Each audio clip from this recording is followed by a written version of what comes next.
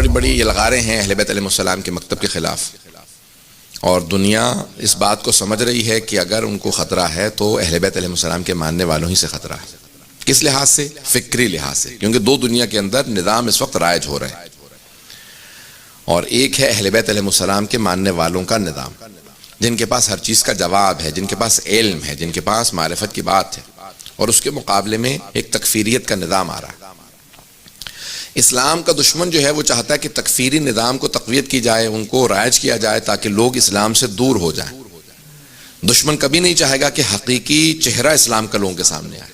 جو اسلام دشمن ہے وہ نہیں چاہیں گے کہ اہل بیت علیہ السلام کے ماننے والوں کا صحیح چہرہ دنیا کے سامنے آئے، وہ چاہیں گے داعش کا ہی چہرہ آئے، وہ چاہیں گے کہ داعش کے نام سے ہی جو کچھ رائج ہو دنیا میں وہی اسلام کے طور پہ پیش کیا جائے۔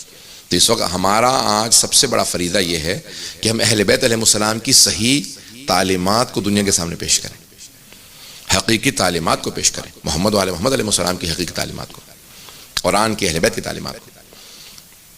صرف ایک روایت پیش کرنا چاہتا ہوں، دوسری روایت بھی نہیں پیش کروں گا۔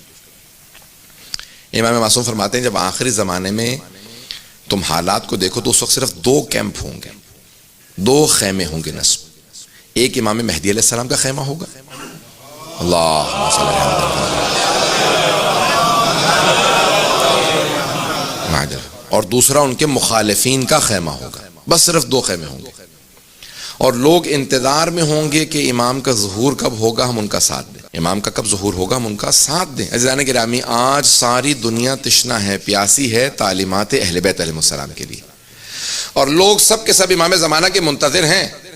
ہم بھی انتظار میں ہیں، دوسری دنیا کے لوگ بھی انتظار میں ہیں۔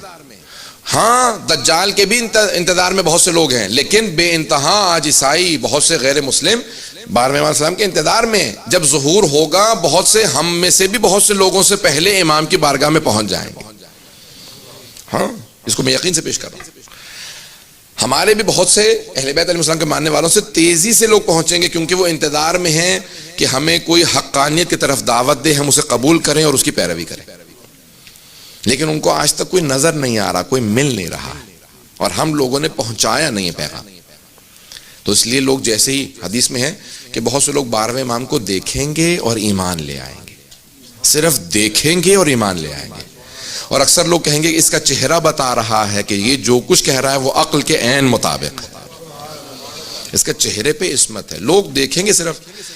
مرحوم آیت اللہ بہجت نے انتقال سے پہلے ایک تقریر کی تھی جس کا بھی آج کل کلپ ہر جگہ چل رہا ہے۔ وہ کہتے ہیں کہ 12ویں امام اپنا تعارف کروائیں گے، دنیا کا کوئی ایسا آدمی نہیں ہوگا جو امام حسین کو نہ جانتا ہو، دنیا کا کوئی ایسا شخص نہیں ہوگا جو سید الشہداء کو نہ جانتا ہو۔ اور 12ویں امام آ کے اپنا تعارف کروائیں گے، الا یا اہل العالم، یہ نہیں کہیں گے اے شیعو، اے مؤمنو، الا یا اہل العالم، پورے دنیا میں بسنے والوں، عالم صرف دنیا ہی نہیں، اللہ بہجت کہتے ہیں کہ تمام عالمین کے لیے امام زمانہ اعلان کریں گے، ان جدی الحسین قتلوہ عدوانا، وہ جس کو بہت ہی ظلم و بربریت کے ساتھ شہید کیا گیا تھا وہ میرے جد حسین ابن علی تھے۔ یعنی کوئی ایسا آدمی نہیں ہوگا جس نے 12ویں امام کا، یعنی جس نے امام حسین علیہ السلام کا نام نہ سنا ہو۔ امام حسین کو ہر آدمی جانتا ہوگا، کربلا کا ہر آدمی نے تذکرہ سنا ہوگا۔ سنیں گے غور سے، سب کی توجہ میرے ساتھ۔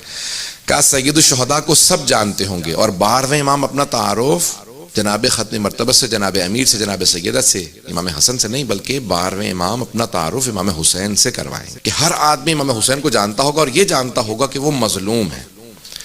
تو 12ویں امام کہیں گے ان جدی الحسین قتلوہ عدوانا، اور اس کے اندر مختلف الفاظ ہیں، 5 مرتبہ یہ اعلان کریں گے، ہر آدمی اپنی زبان میں اعلان سنے گا اور ہر آدمی اقرار کرے گا کہ ہاں اب یہ حق کی آواز بلند ہوئی۔ اور جب تعارف کروائیں گے تو روایت کے الفاظ ہیں کہ مکے سے ظہور کرنے کے بعد اپنا تعارف کروائیں گے، اس کے بعد سب سے پہلے مدینے آئیں گے۔ جب مدینے آئیں گے تو روایت کے الفاظ ہیں کہ مدینے میں آنے کے بعد جناب ختمی مرتبت کے روضے کی دوبارہ تعمیر کریں گے، کیونکہ روضے کی توہین ہو چکی ہوگی، اس کو گرا دیا گیا ہوگا، جنت البقیع کے حرم مسمار کر دیے گئے ہوں گے۔ اس زمانے میں کوئی مان نہیں سکتا تھا ایسا ہوگا کہ 1925 میں 1926 میں سب مسمار کر دیے جائیں گے۔ روایت میں یہاں تک ہے کہ خود روضہ رسول تک کو مسمار کر دیا گیا ہوگا۔ امام آ کے دوبارہ تعمیر کریں گے، ساری تعمیرات کریں گے، اس کے بعد سب سے زیادہ جو اہمیت دیں گے وہ اپنی دادی جناب سیدہ کی قبر کو تعمیر کی دیں گے۔ تو روایت کے الفاظ ہیں کہ جناب سیدہ کی قبر کا نشان بتائیں گے اور روضہ تعمیر کریں گے. اس کے بعد سب سے پہلے کربلا معلی جائیں گے. جب کربلا آئیں گے تو روایت کے الفاظ ہیں کہ ایک مقام پہ آنے کے بعد رک جائیں گے, اپنے نالین اتار دیں گے. ہر آدمی جو امام کو دیکھ رہا ہوگا وہ رو رہا ہوگا. اس انداز سے امام تشریف لائیں گے کہ دیکھنے والا ہر انسان گریہ کرے گا, روئے گا. روایت کے الفاظ ہیں جب تشریف لائیں گے تو سب سے پہلے امام حسین کے حرم میں داخل ہوں گے.